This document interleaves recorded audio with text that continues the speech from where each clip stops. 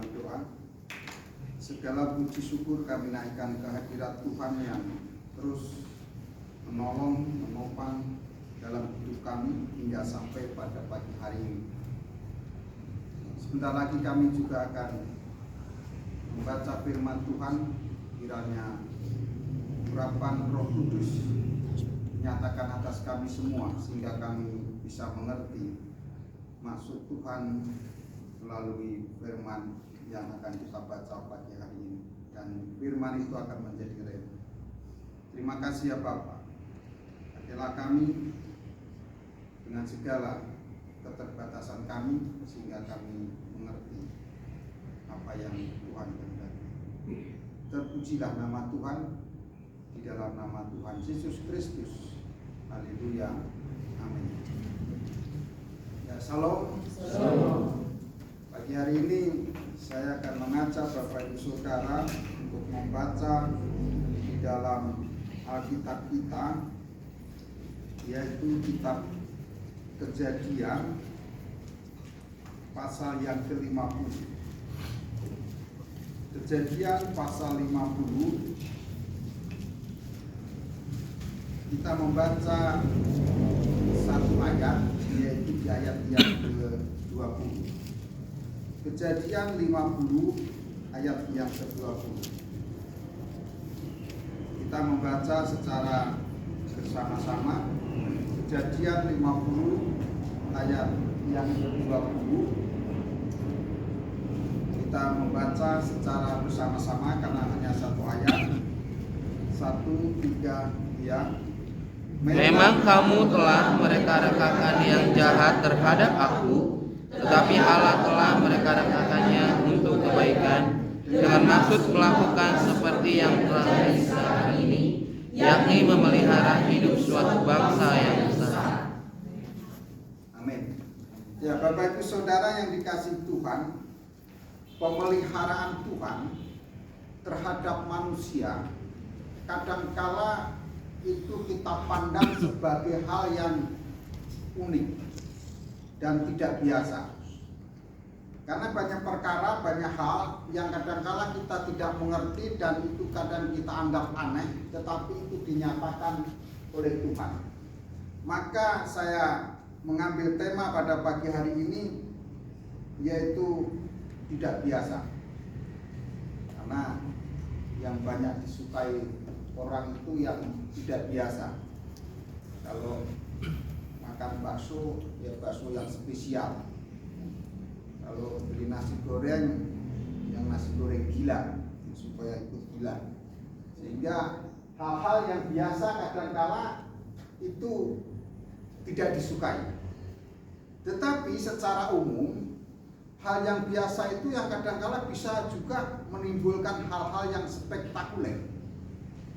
Tetapi pada pagi hari ini saya mengajak Bapak Ibu Saudara untuk merenungkan hal-hal yang tidak baik sebenarnya secara umum, tetapi dipakai Tuhan untuk hal-hal yang luar biasa baiknya. Hal-hal yang luar biasa yang tidak baik Tuhan pakai menjadi sesuatu yang dijadikan alat untuk membuat seseorang itu menjadi luar biasa. Kalau kita membaca kisahnya Yusuf, hal yang tidak biasa, hal yang aneh, hal yang tidak baik Tuhan pakai untuk membuat Yusuf menjadi seorang Perdana Menteri. Nah, ya, jadi Tuhan menuntun dengan cara yang unik, dengan cara yang tidak biasa, dengan cara yang aneh, dengan cara yang secara umum orang mengatakan itu sebuah kejahatan. Cara apa yang dipakai Tuhan untuk membuat Yusuf menjadi seorang Perdana Menteri? Lanjut. Yang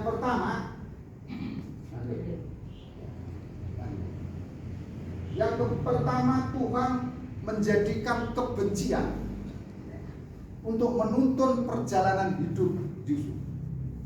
Kalau Bapak Ibu Saudara pernah dibenci atau pernah membenci? Adakah yang pernah dibenci orang? Tidak ada ya. Soal papan. Ya, jadi kalau orang dibenci itu rasanya seperti apa? Ya. Dan kalau orang membenci seseorang itu rasanya kayak apa? Dan dua-duanya, baik yang dibenci maupun yang membenci, ya, kadang-kala merasakan sesuatu yang tidak nyaman, tidak enak. Kalau saya benci sama Pak Enos, kan? Saya benci dengan Pak Enos. Saya ketemu pun kadang malas untuk melihatnya, kan? Apalagi menyapa, karena saya benci. Ya, benci. Nah, Tuhan memakai kebencian itu menjadi alat yang luar biasa untuk meninggikan seorang Yusuf. Dia dibenci. Dia dibenci oleh saudaranya. Nah, karena apa? Karena dia adalah anak mama, anak papa. Dia sangat dikasihi oleh ayahnya dibanding dengan saudara-saudara yang lain.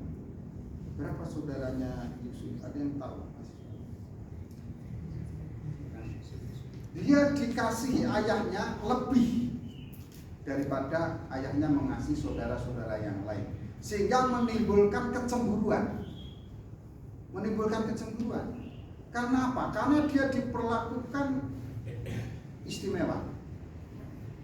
Dan di dalam keluarga itu dikisahkan bahwa hanya Yusuf yang diberi jubah yang paling bagus.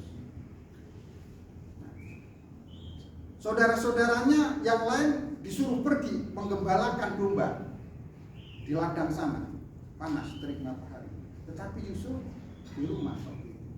Karena apa? Karena memang dia sangat dikasih oleh ayahnya.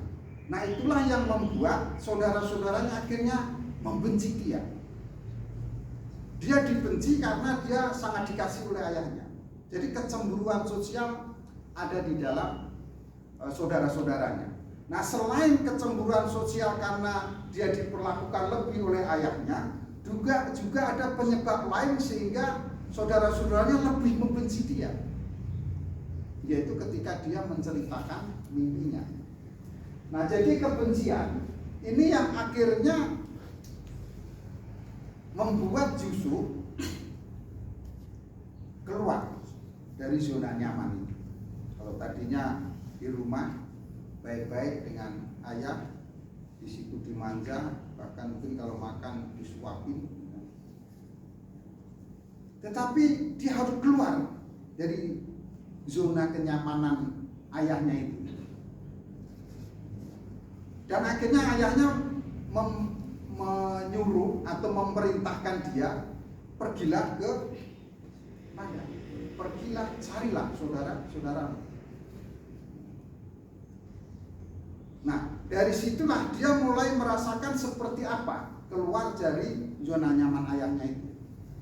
Dia pergi, dan sendiri, tidak tahu kemana tempat saudara-saudaranya itu berada. Makanya akhirnya ketika dia sedang mencari-cari, ada seorang yang menemui dia. Apa yang kau cari?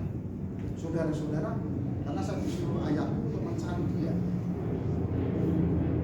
Karena di mana tempat yang dituju sudah nggak ada di situ saudara-saudaranya, pergi ke tempat lain.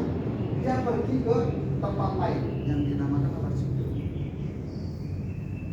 Jadi dia pergi ke tempat lain.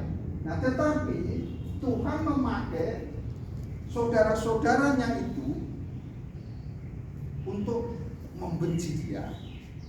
Kalau saudara-saudaranya dia tidak membenci, dia tidak akan pergi dari sini. Dia tetap di rumah. Tetapi karena saudara-saudaranya membenci, ayahnya pun akhirnya mungkin tidak enak juga dengan saudara-saudaranya. Kenapa? Karena ayahnya sebenarnya sudah tahu kalau saudara-saudaranya itu nggak enak atau sudah tidak suka sama Yusuf. Karena Yusuf kerjaannya hanya di rumah makan, tidur, belajar nggak tahu. Kalau belajar nggak tahu Yusuf belajar atau nggak tahu. Nah, tetapi di situ akhirnya dia keluar untuk mencari saudara-saudaranya. Lanjut. Nah, kebencian itulah yang akhirnya membuat dia keluar dari kepada keluarga yang menurut dia sebenarnya sudah nyaman di situ. Nah, jadi Tuhan dalam hal ini menjadikan kebencian untuk dijadikan alat menuntun umatnya. Dalam hal ini musuh. Jadi kalau ada yang membenci saudara, ada yang dibenci, saudara-saudara yang dibenci, ya kita nggak tahu. Mungkin itu cara Tuhan untuk supaya saudara berbuat sesuatu. Nah, biasanya yang dipakai untuk menuntun menuju kebaikan itu hal-hal yang baik. Tetapi dalam hal ini Tuhan memakai kebencian saudara-saudaranya, memakai sifat benci itu ya, untuk memproses kehidupan seseorang, yaitu musuh. Dan yang kedua adalah siksaan. Tidak ada orang yang mau disiksa, tidak ada orang yang mau dibenci, tidak ada orang yang mau disiksa. Tetapi Yusuf disiksa. Bahkan awalnya mau dibunuh. Saudara-saudara sudah sepakat tidak bunuh dia. Tetapi Ruben yang akhirnya jangan dibunuh. Kita lemparkan aja ke lubang sumur. Dilemparkan ke situ. Kalau namanya Siapa namamu? siapa? Mikael. Mikael. Kau pernah melihat sumur? Sumur. Pernah kan? Pernah kau masuk ke dalam sumur? Nggak pernah. Sumur bor mungkin di rumahmu ya. Kalau yang di dalam cerita ini bukan sumur bor, tetapi sumur yang tradisional. Jadi yang digali sehingga orang bisa dimasukkan ke sini. Kalau di Pondok Gede ada itu lubang buaya. Ya, mungkin kayak kalau yang pernah ke sana mungkin seperti itulah. Nah, kira-kira modelnya. Nah, ya dimasukkanlah ke situ. Nah, sumur yang tidak ada air. Nah, Yusuf tersisa enggak kalau di dalam sumur? Tersisa. Sumur tetapi tidak ada airnya. Kalau ada airnya mungkin tenggelam juga. Tapi di situ diceritakan sumur yang tidak ada airnya. Dengan tujuan apa? Supaya mati di situ. Nah, siksaan yang pertama dia dimasukkan ke lubang sumur. Nah, mungkin ada juga yang tempeleng dia mungkin dari saudara-saudaranya kan. Karena waktu dia masih jauh kelihatan dengan saudara-saudaranya, saudara-saudara sudah dengan hati yang benci mengatakan itu dia si tukang mimpi sudah datang. Ayolah kita hajar aja dia. Pukuli mungkin ya, sebelum dimasukkan sumur itu dipukuli. Disiksa dia. Disiksa. Nah, ketika Yusuf disiksa, di dalam cerita ini tidak ada sedikit pun Yusuf memberontak, nggak ada sedikit pun melawan. Ya, dalam cerita nggak tahu ya kalau pengembangan imajinasinya apakah Yusuf pada waktu itu juga nurut saja, apakah ada sedikit perlawanan atau sedikit membantah. Tetapi dalam nasnya tidak ada di situ diceritakan Yusuf melawan, nggak ada. Nah, akhirnya disiksa di sumur. Nah, setelah disiksa ada yang punya usul lagi, udahlah jangan disiksa, jangan dibunuh, kan itu darah daging kita, lebih baik kita jual saja. Selain dia juga tidak mati, kita dapat uang. Dan akhirnya dijual ya. Dijual. Nah, dijual dan akhirnya dijadikan budak di Mesir. Dia seorang anaknya orang kaya, anak manja. Tetapi dalam hal ini dia seketika itu menjadi seorang budak. Saya nggak bisa bayangkan kalau seandainya anaknya orang kaya, anaknya orang manja, segala sesuatunya dicukupkan, terus tiba-tiba dia menjadi budak. Kira-kira seperti apa yang dia rasakan? Mungkin dia dalam hatinya, Tuhan bagaimana ini? Kok bisa saya jadi seperti ini? Apa salah saya? Bisa-bisa menyalahkan Tuhan. Tetapi dalam bagian ini Yusuf tidak pernah mengumpat siapa saja. Dia tidak pernah mengumpat saudara-saudaranya, dia tidak pernah mengumpat Tuhannya, dan dia juga tidak mengumpat dirinya sendiri. Dia tidak melawan, dia tidak berontak terhadap siapapun ketika dia menjadi budak. Ada yang pernah menjadi budak? Belum pernah. Baru Yusuf yang pernah jadi budak. Di tempat ini belum pernah ada yang jadi budak. Yang pernah jadi budak itu. Nah, bagaimana ceritanya menjadi seorang budak? Budak itu disuruh apa saja harus mau. Disuruh melakukan apa saja harus mau. Karena memang menjadi budak. Nah, dan budaknya di rumah siapa? Potifar. Nah, kenapa dia harus menjadi budak dan harus di rumah Potifar? Kenapa enggak jadi budaknya di rumahnya Pak Pandu? Kenapa enggak jadi budak di rumahnya Pak Enos? Atau kenapa enggak jadi budak di rumahnya Pak Kosma? Tapi kenapa harus di rumah Potifar? Kenapa harus di rumah Potifar? Kenapa tidak di rumah Potifir? Kenapa tidak di rumah orang lain? Kenapa tidak di rumahnya Mikael?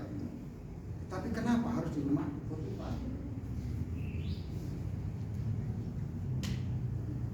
Kira-kira kenapa harus di rumah Potifar?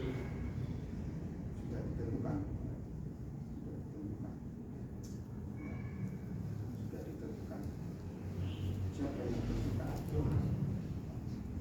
Jadi kenapa harus di rumah Potifar? Tuhan sudah tentukan.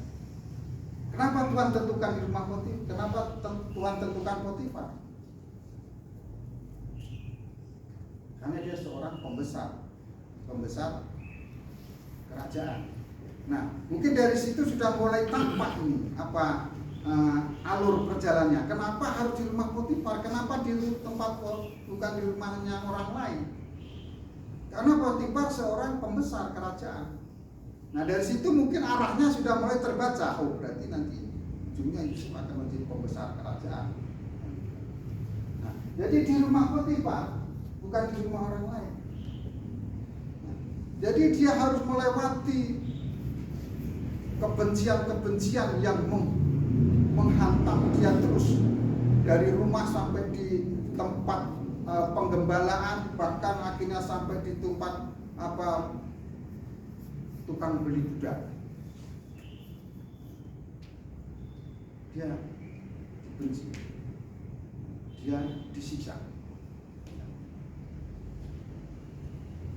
disiksa. Tidak ada orang yang mau dibenci, tidak ada orang yang mau disiksa. Nah, akhirnya dia menjadi budak. Lanjut yang ketiga, selain dia dibenci, dia disiksa, dia juga difitnah. Ada yang pernah memfitnah sesama. Ada istilah fitnah lebih kejam daripada pembunuhan. Apa alasannya? Kenapa kok fitnah itu dinyatakan lebih kejam daripada membunuh? Ada yang tahu, saudara? Kenapa fitnah itu kok dikatakan lebih kejam daripada membunuh? Fitnah. Karena kalau membunuh, ya sudah dibunuh, selesai, mati dia. Tetapi kalau saya fitnah Pak Martin, ya kan? Makanya saya bunuh Pak Martin, selesai, Pak Martin mati kan? Tetapi kalau saya fitnah dia, ya, selain dia sakit hati, ya kan? Mungkin dia dendam dengan saya, ya. Mungkin juga dia bisa bunuh saya, ya kan? Kalau saya fitnah. Tapi kalau saya bunuh, sudah selesai, dia mati, nggak bisa dendam lagi dengan saya, nggak bisa lagi balas dendam dengan saya. Kalau fitnah itu mungkin akibatnya yang lebih luas. karena bisa dendam, bisa membunuh juga di dalam akibat fitnah. Makanya dikatakan lebih kejam daripada pembunuhan. Nah, Yusuf difitnah. Fitnahan apa? Karena dalam fitnahan itu, di dalam pembacaan itu dikatakan Yusuf meninggalkan bajunya. Tetapi apakah sebenarnya Yusuf meninggalkan bajunya itu? Sebenarnya Yusuf tidak meninggalkan, tetapi karena ditarik. Tapi dalam cerita itu dikatakan Yusuf meninggalkan bajunya. Padahal Yusuf sebenarnya tidak meninggalkan bajunya, karena ditarik sehingga tertinggal kan begitu. Jadi tidak meninggalkan sebenarnya, tetapi tertinggal karena ditarik. Yusuf meninggalkan bajunya, ya. Nah, ketika dia dilaporkan dan akhirnya terjadi, mungkin ada sidang ya, tetapi di cerita itu tidak disebutkan sidang siapa yang menyidang dengan siapa-siapa, enggak. Tidak tahu diputuskan dia dihukum oleh bosnya, dia dihukum oleh bosnya. Nah, ketika dia divonis bersalah, tentunya ada prosesnya. Tetapi ketika dalam proses itu, di situ tidak dinyatakan bahwa Yusuf naik banding atau protes, enggak. Tidak, dalam cerita itu tidak ada bahwa Yusuf menolak tuduhan, ya. Tetapi Yusuf dia tidak menjawab, dia tidak membantah, dia tidak membangkang, dia tidak konfront, dia tidak membela diri untuk mencari kebenaran. Enggak. Coba seandainya Yusuf dia membela diri, ya, dan katakan enggak, saya tidak melakukan apa-apa. Kalau baju saya dikatakan saya meninggalkan baju, saya tidak meninggalkan baju saya, itu tertinggal karena ditarik. Dan Yusuf pasti menang di pengadilan dan tidak dipenjara. Kalau Yusuf menang dan tidak dipenjara, selesai ceritanya. Ya, selesai. Ya. Karena nggak dipenjara kan Yusuf, kan selesai kan ceritanya. Nah, tetapi kenapa Yusuf tidak membantah, tidak menjawab, tidak banding, ya, untuk membenarkan dirinya sebagai orang yang tidak bersalah? Dia tidak melakukan itu. Dia tidak membantah, dia membantah dan menang di perselisihan selesai sudah. Tetapi dia tidak lakukan, karena memang dia harus dipenjara. Kalau dia menang banding, dia dinyatakan tidak bersalah dan dia tidak dipenjara, bisa saja dia enggak bisa jadi perdana menteri. Dia mungkin tetap jadi budak kan? Dia tetap jadi budak kalau dia tidak dipenjara. Dia dinyatakan tidak bersalah, kembali ke posisimu sebagai budak. Tetapi dia dipenjara. Nah, itulah yang kadang-kala tidak kita mengerti secara umum. Tuhan bisa memakai kebencian, Tuhan bisa memakai siksaan, Tuhan bisa memakai fitnah untuk membuat seseorang itu menjadi apa yang Tuhan kehendaki. Tapi apakah mau orang yang melalui proses seperti ini? Ada mahasiswa IPSM yang mau menjadi sarjana tetapi harus dimasukkan sumur dulu. Untuk menjadi seorang sarjana masuk sumur dulu.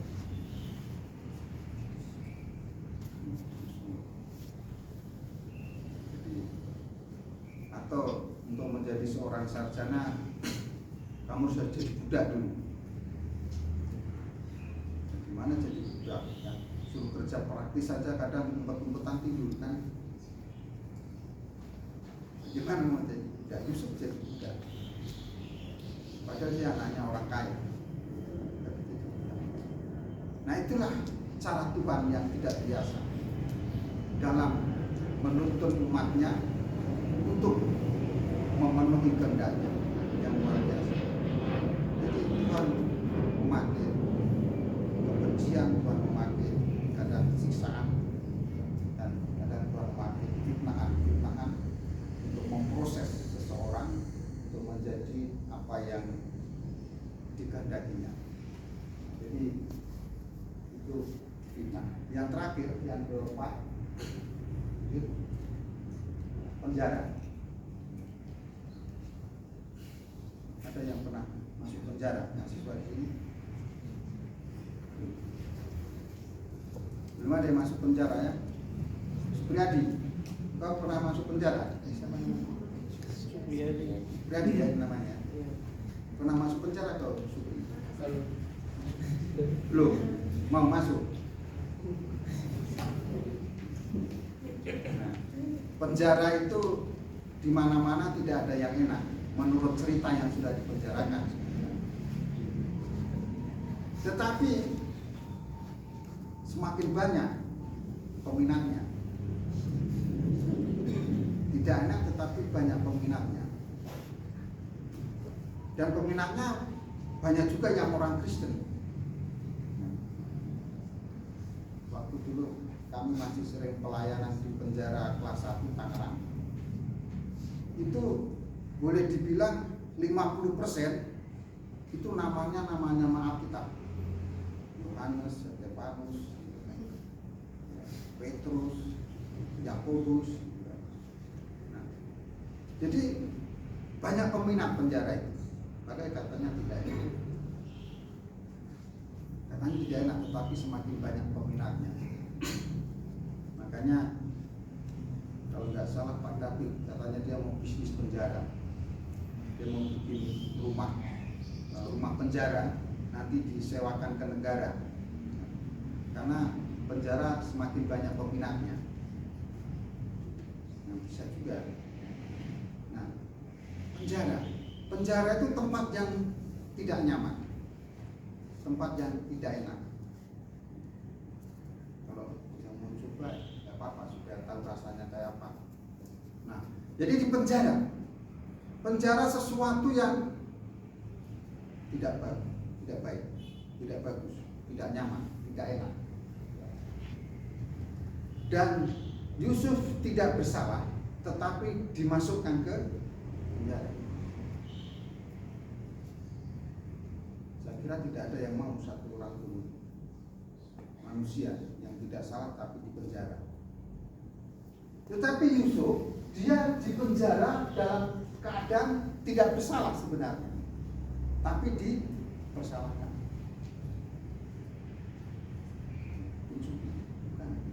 Dia bukan pencuri. Kalau tuduhannya pelecehan seksual, enggak juga. Enggak ada tuduhan yang membenarkan dia yang harus dipenjara. Tidak ada tuduhan yang bisa dipertanggungjawabkan untuk membuat dia dipenjarakan. Dia tidak bersalah, tetapi dia dipenjarakan. Kenapa dia dipenjarakan? Supaya ketemu dengan pejabat negara, yaitu juru minum dan juru roti. Kalau dia tidak dipenjara, dia tidak akan ketemu kedua orang ini. Dia tidak akan ketemu juru roti dan juru minum kalau dia tidak dipenjara. Karena harus penjara. Karena kamu penjarakan itu supaya kau jadi penjara. Jadi dia dipenjarakan dengan keadaan yang sebenarnya tidak bersalah. Kalau ingat saudara kisahnya Tuhan Yesus ketika dia ditampar, siapa yang menampar Tuhan Yesus waktu itu? Dia katakan, kalau perkataanku ini salah, tunjukkan kesalahanku.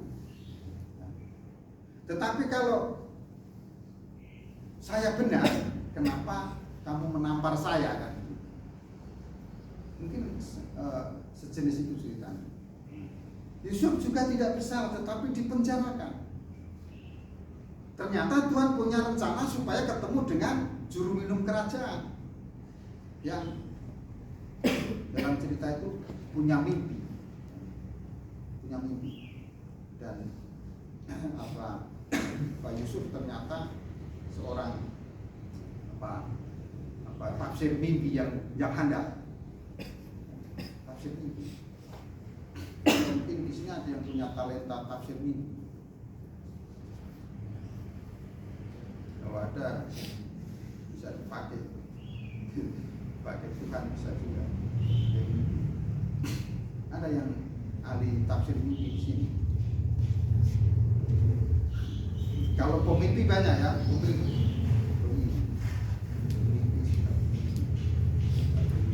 mimpi berangan-angan. Nanti saya lulus IKSM mau jadi bupati di Papua. Nanti bisa menjadi kenyataan. Alumni IKSM ada yang jadi kepala sekolah, ada yang jadi DPR. Jadi impian. Nah, Yusuf di penjara supaya ketemu dengan juru minuman. Nah, jadi dari beberapa hal yang kita perhatikan dalam cerita ini, Tuhan memakai hal-hal yang tidak biasa, yang dianggap itu aneh, yang dianggap itu tidak masuk akal, tapi Tuhan bisa pakai semuanya itu untuk menjadi proses menjalankan kehendak Tuhan yang terbaik bagi umat. Jadi saya tidak tahu keberadaan kita saat ini seperti apa. Mungkin dalam keadaan yang dipenjarakan pikirannya, atau mungkin sekarang dalam keadaan yang terpuruk, yang sepertinya tidak ada jalan keluar. Tetapi kalau Tuhan berkarya, tidak ada yang mustahil. Apapun itu, baik itu yang dipandang buruk, jahat, kejam, Tuhan bisa pakai itu. Kalau Tuhan punya rencana yang indah dan baik untuk Bapak Ibu Saudara dan saya. Oleh karena itu, jangan pernah menyesali keberadaan kita, tetapi teruslah dekat dengan Tuhan, berharap kepada Tuhan, karena tidak ada yang mustahil cara Tuhan untuk membuat seseorang menjadi seperti yang dikehendaki. Dan selamat berjuang, Tuhan memberkati kita.